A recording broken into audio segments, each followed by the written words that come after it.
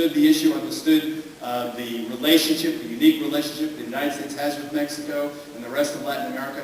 For his dad, for his grandfather, Prescott Bush, a very open-minded senator from Connecticut, others in his family, I want him to grant a presidential pardon to every person in this country whose only offense is that they are here unlawfully. It is a low-level federal misdemeanor. When people say these are illegal aliens, know what the crime is. It's the lowest level federal misdemeanor, unlawful entry. I wanted to tell those people that if that is your only offense, you come to the parking lot of Walmart, let us do a fingerprint, photograph, background check, and if indeed that's your only offense, that you wanted to provide a living for your wife and family, or your family, then we're going to give you a presidential pardon. I want him to use the pardon power to pardon those whose only offenses are that they do. As time slips by and he seems less and less focused and consumed with the financial crisis, I don't reasonably anticipate him having that special kind of courage. But there is something that he can do.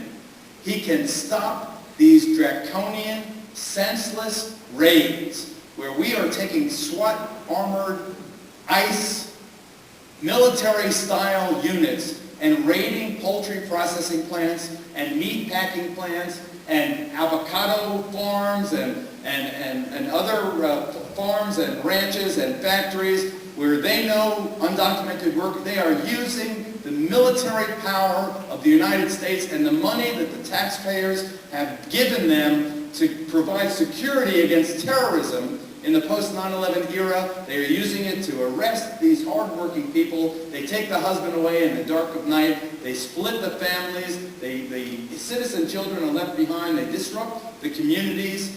There was a raid that took place the day the Holy Father, Pope Benedict II, and George Bush met in the Rose Garden. I was on the air anchoring that weekend. They signed an encyclical, a treaty representing immigrant rights. On that very day, the Homeland Security forces raided 6 Pilgrim's Pride poultry processing plant and arrested hundreds of undocumented people. The very day that the Holy Father was looking face to face with the President of the United States, that was the day they chose to raid and disrupt the lives of these people whose only crime was they wanted the American dream for their family as well. I want the President to tell his Homeland Security Secretary, Michael Chertoff, Mr. Secretary, call off these raids. They do nothing. They do nothing to help the country. They drive up the price of poultry. They deprive the federal treasury of all the Social Security money that these people are paying into fake accounts that they have no chance of redemption. $7 billion worth every year. They deprive the bodega down the street of the commerce. They deprive the local government of the sales tax revenue. And for what? What is accomplished? Is the country safer because Juan and Pablo and Miguel, working cutting the heads off cows for $8 an hour in Iowa, have been deported? Their families left stranded in the heartland of the country. And guess what? Many of those plants have closed, and because they couldn't find any Americans to work, you know who's working in those plants now? Immigrants they brought in from Somalia.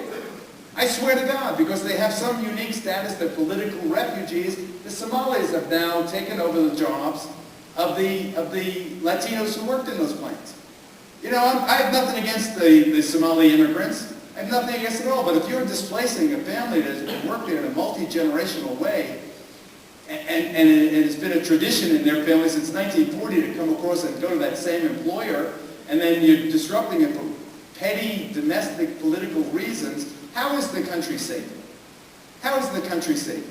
And if we continue to allow anchormen like Lou Dobbs to claim falsely that Mexican immigrants are bringing in leprosy, and you know, when was the last time you heard, here's a fact for you, and then I'm going to sit down and swear.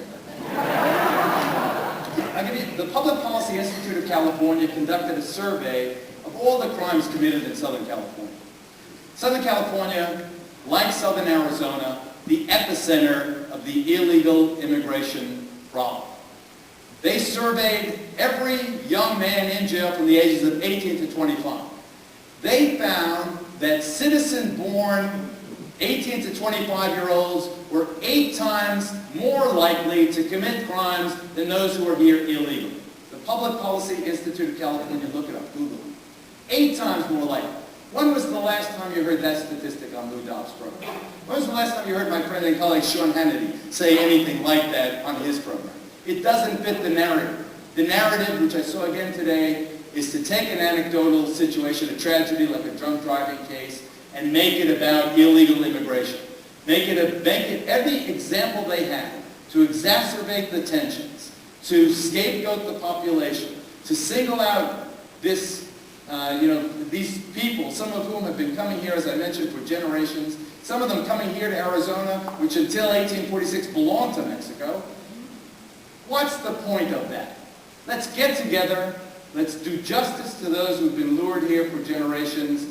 Let's look forward to how we secure the border in a rational way with the cooperation of a Mexican government that now is admittedly hobbled and distracted. But we can do this in an American way that is not a racialist way.